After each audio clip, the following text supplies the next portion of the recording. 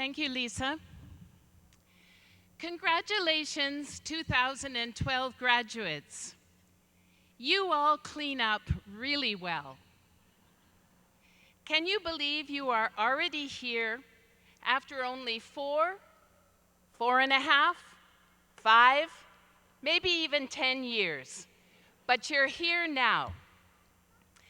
I graduated with my Bachelor of Arts degree in English Literature 40 years ago this year, a degree that has benefited me immeasurably, providing me with years of pleasure because of my love of the written word, as well as years of gainful employment because I can spell correctly and I write in complete sentences.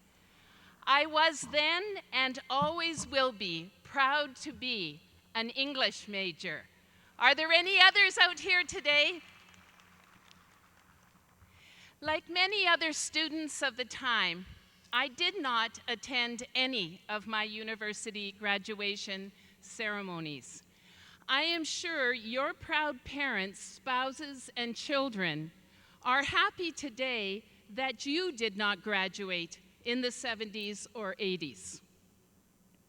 It is a measure of how life has a way of turning tables on us that graduations have ended up being part of my job. I have had the pleasure and the privilege of participating in so many graduations at UIW and the honor and, yes, challenge of calling more than 11,000 names of student graduates over the past 13 years. So it is with some nostalgia that I tell you that today is my last graduation ceremony, and I have actually come to think of it that, like you, our graduates, today is also my graduation ceremony. Each of us is leaving our current role at the University of the Incarnate Word. For you, this is the end of your undergraduate experience. You may return for one or more degrees here. We hope that some of you might return as members of the faculty. Yet, regardless of where your journey takes you, this initiation, this beginning, which your undergraduate degree signifies, is over. And my time as provost of the university is over as well. And I hope that like you, like me, you can say today, thanks be to God. I want to share a short reflection with you, what some speakers have called your last class. I have selected the words of a poem to build upon. The poem was written by a woman who came from a sheltered Mennonite community.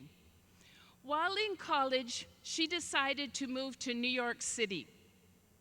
This was a big and frightening move for a young woman who had never been out of the Midwest. The long and short of the poem is the advice of her college president. What he said to her when she shared her dream, and the words of the poem have captured my imagination. He encouraged her to follow her dream with these words: "Fling yourself farther and a bit farther each time. Fling yourself farther and a bit farther each time." What do these words mean? For me, flinging myself farther literally meant leaving my home in Canada and moving to Texas to build a life with the person I love. For me, flinging myself farther meant saying yes to Dr. Agnesi when he challenged me 18 years ago to begin a program for working adults to complete an undergraduate degree at Incarnate Word. I began the program we now know as ADCAP with only 29 students and no roadmap. To date, the ADCAP has graduated literally thousands of students, many graduating here today, Can I hear from our ADCAP students? Uncharted Possibilities has a way of taking you farther than you can imagine. Finally, for me, flinging myself farther has meant 13 years of collaborating with Dr. Agnesi, and to have been rewarded with the opportunity to hire hundreds of faculty, and to have the satisfaction of working with them to give our students, you graduates, the best education possible. Dr. Agnesi, I am truly grateful for our years of work together, and I am still standing.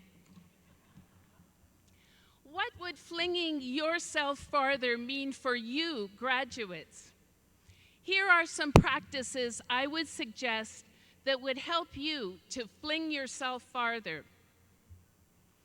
Keep dreams and hopes ahead of you. Work harder and practice more. Check your spelling and don't settle for second rate even when you can get away with it. Travel. Go to places where English is not spoken. Get on a bus with the locals. Carry your own luggage and don't take more than you can carry.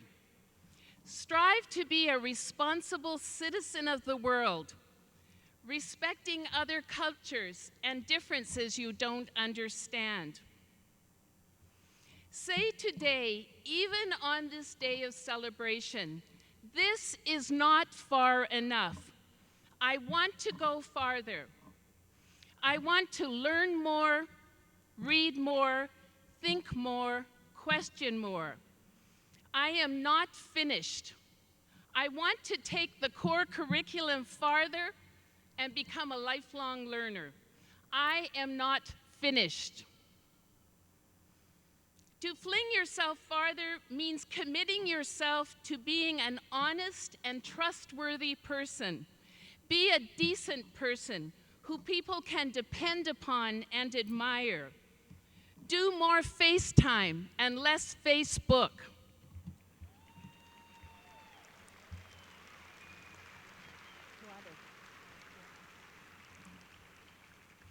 Fling yourself farther means taking care of your physical health and guarding it, beginning now while you are young.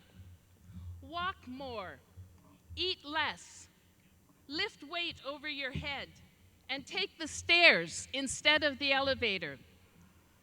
To fling yourself, you need to be able to fling yourself, and you need to begin now to take your health and future health not for granted, but as a cherished gift from God to be nurtured.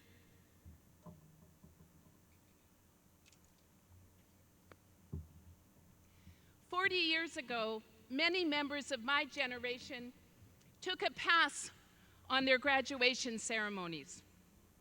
But we marched against the war in Vietnam and marched again against segregation and discrimination. We were passionate about women's liberation, boycotted farm produce on behalf of the United Farm Workers, and campaigned against nuclear weapons. We believed we could change the world. 40 years later, the work of my generation is not complete. The world still needs changing, and we need you. Now is your turn. Commit yourself to something. Believe passionately in something, a cause, your choice. Vote and pay attention to the world around you. Do not give up. Do not give in. Now it's your turn to do more. More for the environment.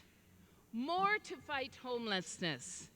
More to end intolerance and narrow-minded bigotry. Do it, and the world will benefit by your effort. The world needs you, and you must fling yourself farther into the dazzling, dizzying, marvelous, possibilities that await you. So graduates, I ask you and challenge you, stand up now. Stand on your feet and join me in this commitment. I will fling myself farther. I will fling myself farther. Graduates, the exams on this material will be in the year 2052. You have 40 years to study well. God bless you.